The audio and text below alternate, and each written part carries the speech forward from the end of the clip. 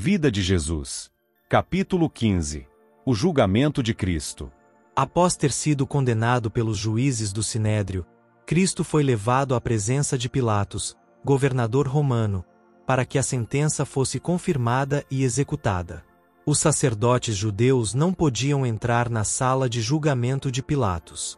De acordo com as leis cerimoniais, tal ato os tornava imundos e os excluía da participação da festa da Páscoa. Em sua cegueira, não viam que Cristo era o verdadeiro Cordeiro da Páscoa e que, ao rejeitá-lo, a grande festa havia perdido seu significado. Quando Pilatos olhou para Jesus, notou nele um homem de aspecto nobre e de porte digno. Em seu semblante não havia nenhuma expressão de delito. Voltando-se para os sacerdotes, perguntou: Que acusação trazeis contra este homem? João 18, verso 29. Seus acusadores, que não desejavam entrar em pormenores, não estavam preparados para essa pergunta. Sabiam que não possuíam nenhuma evidência confiável para que o governador romano condenasse Jesus. Então suscitaram contra ele falsas testemunhas que disseram: Encontramos este homem pervertendo a nossa nação, vedando pagar tributo a César e afirmando ser ele o Cristo, o Rei. Lucas 23, verso 2. Isso era mentira, pois Cristo havia claramente sancionado o pagamento de tributo a César. Quando os escribas o interrogaram sobre essa questão, tentando-lhe armar uma cilada, respondeu: Dai, pois, a César o que é de César e a Deus o que é de Deus. Mateus 22, verso 21. Pilatos não se deixou enganar pelo depoimento das falsas testemunhas. Voltou-se para o Salvador e perguntou: És tu o Rei dos Judeus? Respondeu-lhe Jesus: Tu o dizes. Mateus 27, verso 11. Ao ouvirem essa resposta, Caifás e os que o acompanhavam apelaram para o testemunho que o próprio Pilatos acabava de ouvir dos lábios de Jesus, de que ele era, de fato, culpado do crime de que o acusavam. Em altos brados, pediram sua condenação à morte. Como Cristo nada respondesse aos seus acusadores, Pilatos lhe disse: Nada respondes? Vê quantas acusações te fazem. Jesus, porém, não respondeu. Marcos 15, versos 4 e 5. Pilatos estava perplexo. Não havia encontrado qualquer indício de crime em Jesus. E não confiava naqueles que o acusavam. O porte nobre e a conduta discreta do Salvador contrastavam diretamente com a exaltação e fúria de seus acusadores. Isso impressionou o governador a ponto de se convencer da inocência de Cristo. A oportunidade de Pilatos. Esperando ouvir dele a verdade, chamou-o para perto de si e perguntou: És tu o Rei dos Judeus? João 18, verso 33. Cristo não respondeu diretamente a essa pergunta, mas devolveu-lhe outra pergunta. Vem de ti mesmo esta pergunta, ou to disseram outros a meu respeito?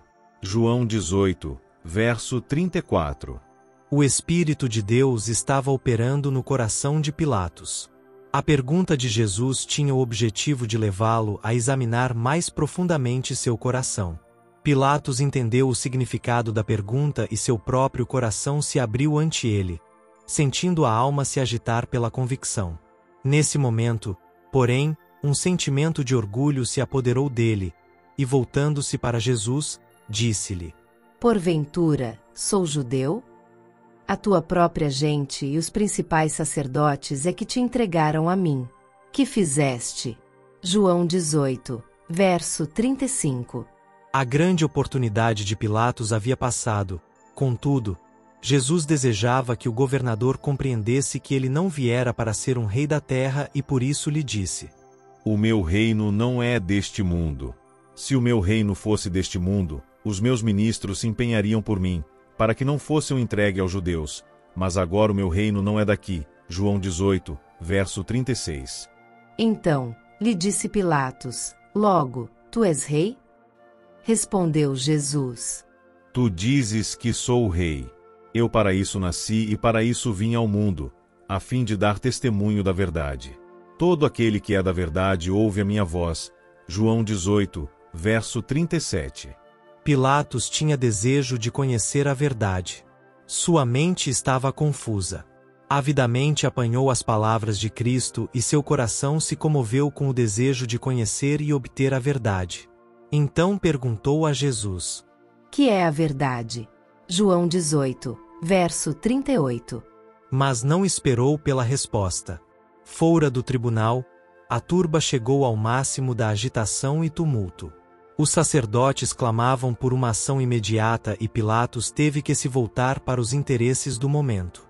Dirigindo-se ao povo, declarou: Eu não acho nele crime algum. João 18, verso 38.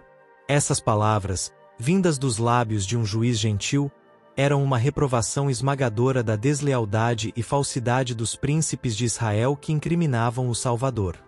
Quando os sacerdotes e anciãos ouviram o juízo de Pilatos, sua decepção e fúria não conheceram limites. Fazia muito tempo que haviam planejado e esperado por essa oportunidade.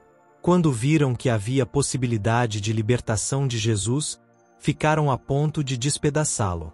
Descontrolados e irracionais, começaram a praguejar, comportando-se como verdadeiros demônios. Aos gritos, denunciaram Pilatos, ameaçando-o de censura por parte do governo romano. Acusaram-no de se recusar condenar alguém que eles afirmavam ter se insurgido contra César. Então se puseram a clamar: Ele alvoroça o povo, ensinando por toda a Judéia, desde a Galiléia, onde começou, até aqui. Lucas 23, verso 5. Até ali Pilatos não havia pensado em condenar Jesus, pois estava certo de sua inocência. Mas quando ouviu que Cristo era da Galiléia, decidiu enviá-lo a Herodes, o governador daquela província, o qual se encontrava então em Jerusalém. Através dessa manobra, Pilatos pensou em transferir a responsabilidade de suas mãos para as de Herodes. Jesus estava enfraquecido pela fome e exausto pela falta de sono. Além disso, sofria pelo tratamento cruel que havia recebido. Mesmo assim, Pilatos o devolveu aos soldados e ele foi arrastado entre os insultos e zombaria da multidão impiedosa. Perante Herodes. Herodes nunca havia se encontrado com Jesus, mas havia muito desejava vê-lo e testemunhar seus maravilhosos milagres. Quando o Salvador foi conduzido à sua presença, a turba se agitou, acotovelando-se. Gritavam coisas diferentes, produzindo um vozerio confuso. Herodes ordenou silêncio, pois desejava interrogar o prisioneiro. Comovido e curioso, olhou o rosto pálido de Jesus. Viu nele traços de profunda sabedoria e pureza. Estava convencido, assim como Pilatos, de que somente a maldade e a inveja eram os únicos motivos que levaram os judeus a acusá-lo. Então, Herodes o instigou a operar um de seus milagres diante dele com a promessa de que o soltaria se assim fizesse. Deu ordens para que viessem pessoas paralíticas e deformadas para que Cristo as curasse. O Salvador, porém, se manteve impassível como se nada estivesse ouvindo ou vendo. O Filho de Deus havia assumido em si mesmo a natureza humana e lhe cumpria agir como homem em idênticas circunstâncias. Entretanto, não operaria um milagre para meramente satisfazer a curiosidade ou salvar a si mesmo da dor e humilhação a que homens em situações semelhantes teriam que se sujeitar.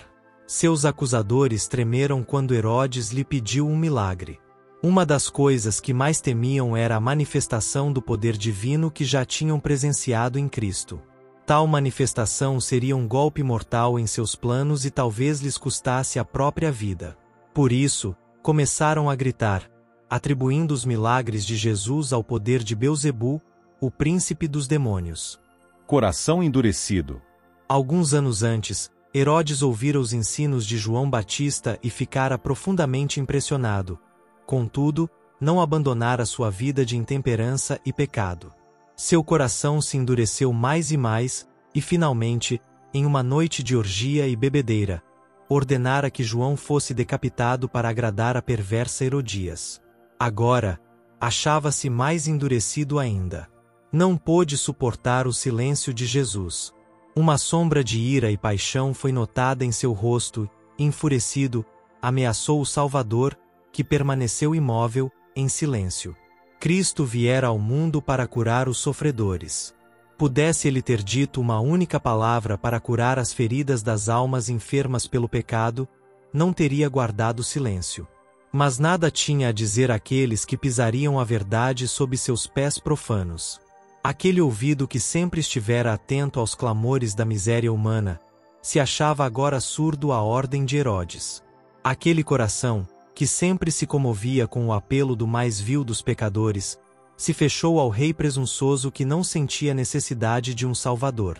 Irado, Herodes se voltou para a multidão e declarou Jesus um impostor.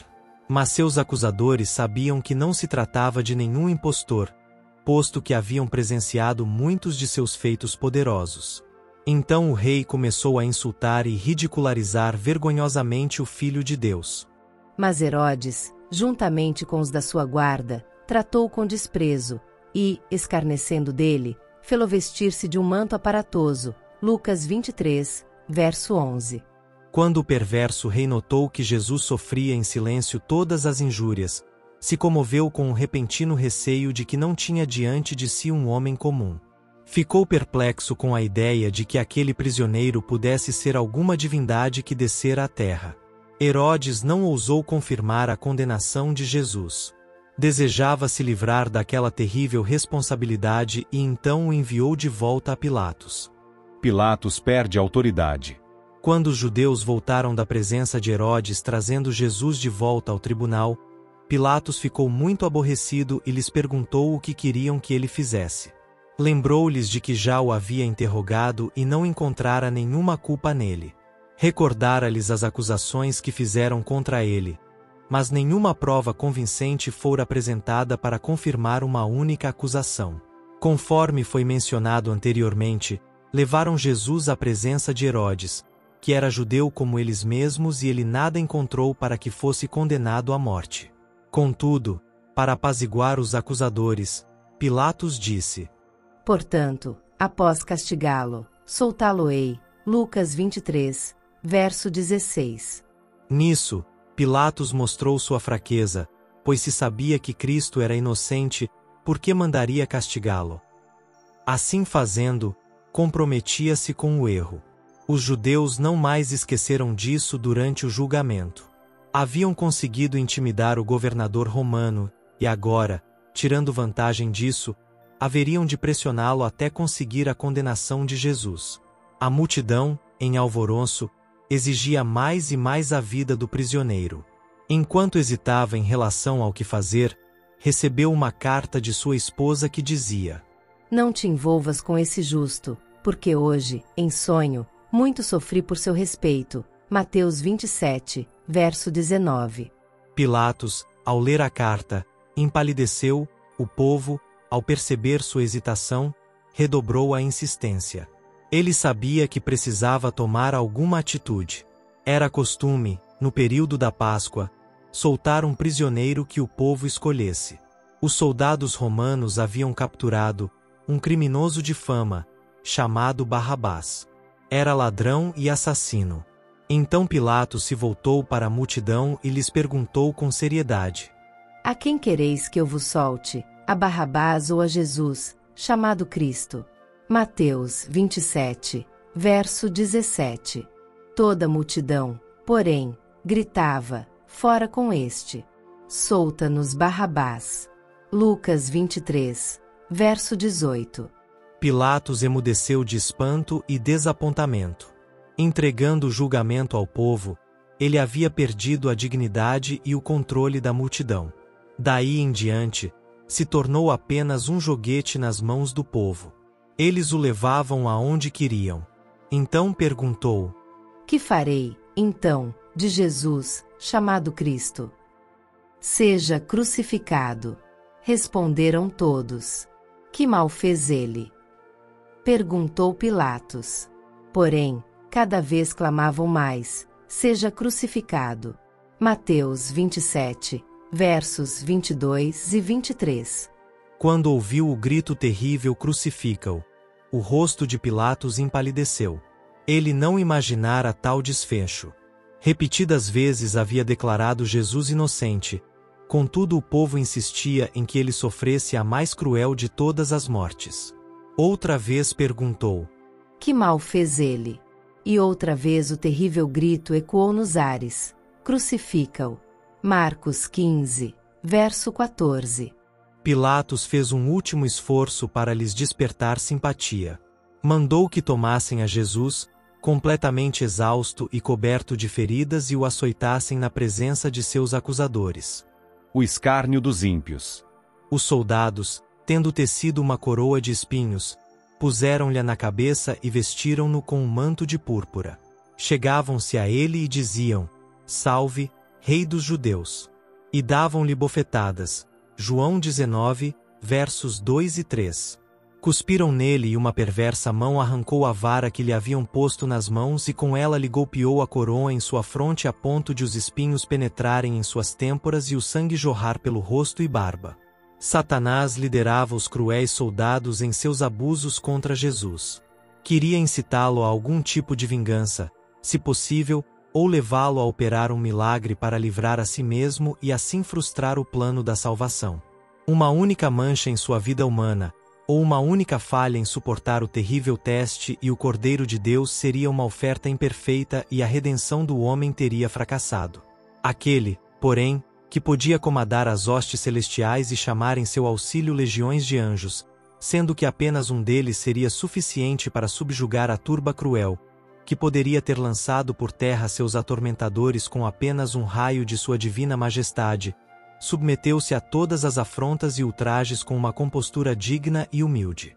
Assim como os atos de seus torturadores os rebaixavam à semelhança de Satanás, a mansidão e a paciência de Jesus o exaltavam acima da humanidade e provavam seu parentesco com Deus. Pilatos se comoveu profundamente com a paciência e a resignação do Salvador. Pediu que introduzissem a Barrabás na sala do julgamento e então colocou os prisioneiros lado a lado. Apontando para Jesus, disse em tom solene: Eis o homem.